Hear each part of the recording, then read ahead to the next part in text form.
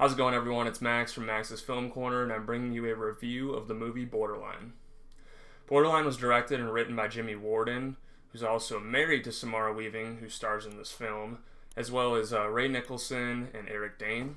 So the movie just centers around a security guard who essentially protects a pop star in Sophia, which is Samara Weaving's character, from a stalker, and it's set in the late 90s in Los Angeles. This movie is completely batshit crazy.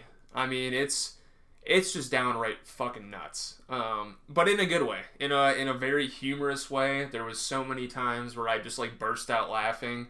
And a lot of it too was the mannerisms.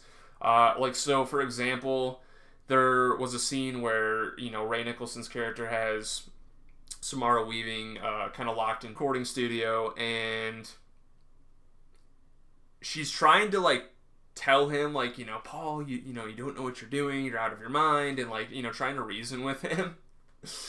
And he's just literally staring there, just and even to the point where Samara Weaving's character, she finishes what she's saying, and then she's kind of going like this, are you gonna say anything? And so that, that shit was funny. So Penny is watching Samara Weaving's character so she doesn't escape or whatever, and there was a scene where they just start fighting. Okay, so they start fighting each other, and then Samara Weaving kicks her into a piano, and Penny just literally stops what she's doing in the fight. She turns around and just starts playing the piano, and then all of a sudden she starts singing, and it's really good singing, by the way, too.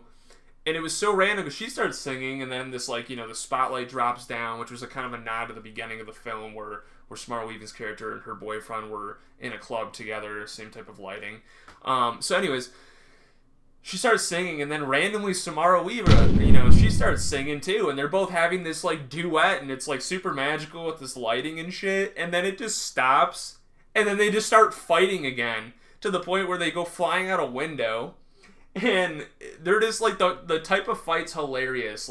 She kicks Samara down these little stairs in the patio area, and then they just start fighting by this grill, and she starts pouring lighter fluid on Samara Weaving, and then she's all crazy because her eyes were like this, and so she's lighting a match, and Samara's trying to blow it out, and it was just really funny back and forth comedy type shit, and it just worked for me. It was I found the movie just to be super fucking hilarious. Pretty much throughout the entire film too, which was surprising. Even down to there's a scene with the cop in the movie. He's the only cop in the fucking film, and so he comes to check on the security guard's family, and he kind of just oh well, no one's here now, so I'll watch outside your house. And it's this 2-3 maybe 2-minute segment where he mentions too that he's an audition, so obviously he's an actor or theater. He's in theater. Sorry, I can't even speak. And so it's this 2-minute section of him just literally on the street do do do do do do dancing and shit, and it was just so random but so funny. That's the thing too with this film is there's just so many points that are just super fucking random, just off the wall. I don't know, just all the characters were fun. I really had an enjoy, even down to the security guard. The security guard was just so stern, very kind of quiet, but also are you kidding me, Paul? Dude, you do this all the fucking time. You always come here and you act like this. I told you I'd call the cops on you. He's been there, done that with Paul. So he's kind of while it's a super serious situation, he's kind of not taking it as seriously in a way. I don't know how to say it, but it was kind of funny though. It just was alright, and then the big giant henchman kind of dude, even he was funny. He's this giant massive dude, sweaty armpits, sweaty back, had one eye. He even made a nod that he doesn't have a conscience, and he's just but just kind of humorous. He almost seemed like a gentle giant that was only doing this because I guess Paul's character was the only nice human that he's ever encountered in life. But at the same time, if this was a serious movie, you'd be all right, bro, like, think about what you're doing. But it's not. So it was just kind of funny, his like little role in the movie. And then there's like a sequence at the end where something happens to him essentially, and it pans to everyone's reaction, and then all of a sudden you see the security guard's daughter, and it pans to her reaction, and she's like, what the fuck? And it was just like so fucking random and funny.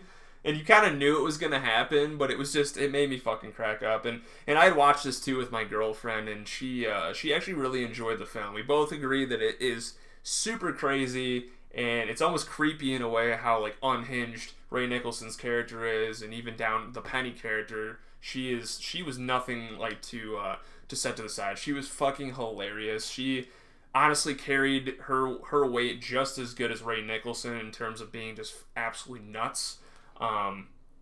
And I just think that they killed it with that. I think they did such a good job, even down to, you know, some of the negatives of the film, which would be like, you know, it's set in the 1990s. However, there's really not a lot of like callbacks or things to make me feel that, you know, we're in the 90s. I almost feel that was like a little bit of a crutch to, like, you know, take away the ability of like a cell phone.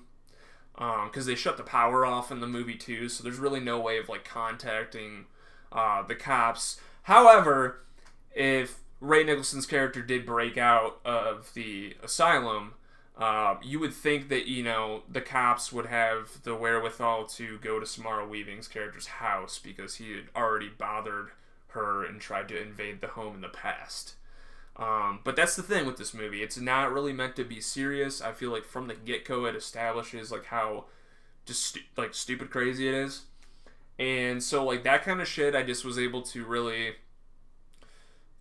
you know, put on the shelf. I wasn't really analyzing the film for a lot of those specific moments because it didn't take itself seriously.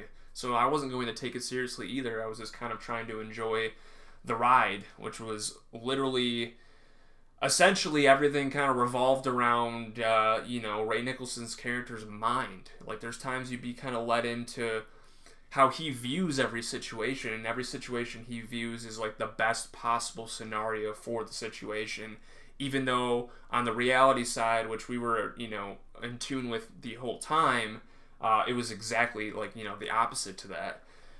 So if you go into this film and, you know, you're expecting a horror film, or you're expecting, you know, some seriousness, or just, you know, points of logic throughout the film, you probably will not enjoy this. But I went into this film literally with no expectations. I heard all this shit about it.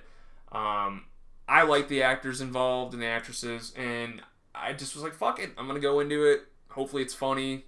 I don't really care how, you know, realistic and grounded the story is. I'm just kind of going in just to have a good, you know, time.